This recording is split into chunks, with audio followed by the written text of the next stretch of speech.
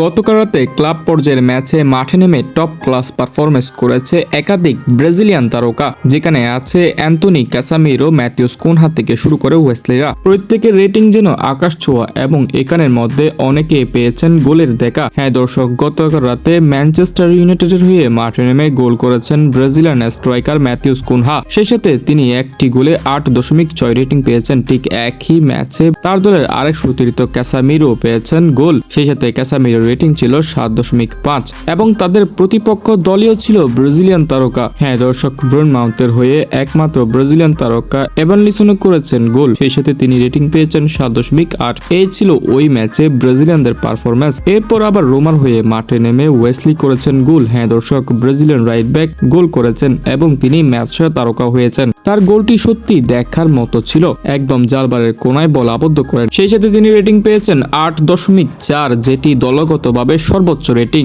এরপর আরেক ব্রাজিলিয়ান তারকা তিলিস্কাও গতকাল রাতে জোড়া গোল করে রেটিং পেয়েছেন 9। সর্বশেষ রিয়াল বেটিসের হয়ে মাঠে নেমে অ্যান্টনিও করেছেন আরো দুর্দান্ত পারফরমেন্স। তবে প্রতিপক্ষ থেকে শুরু করে রিয়াল বেটিস কেউ পেল না গোলের দেখা। শেষ পর্যন্ত ম্যাচ সমতে শেষ হয়ে যায়, যেখানে অ্যান্টনি দুর্দান্ত পারফরমেন্স করাতে 7.3 রেটিং পেয়েছেন। হ্যাঁ দর্শক, এভাবে প্রতিদিন যাচ্ছে ব্রাজিলিয়ানদের দিনকাল, যেখানে ধারাবাহিকতা সবাই বজায় রাখছে। যেহেতু সামনে বিশ্বকাপ, এমনই ধারাবাহিকতা বজায় রাখতে হবে যাতে কার্লো আনচেলত্তি শক্তিশালী একাদশ গঠন করতে পারে এবং ব্রাজিল ফ্যানরা এটাই সব সময় চাই, যেটা ব্রাজিলিয়ানরা নিয়মিত করে যাচ্ছে।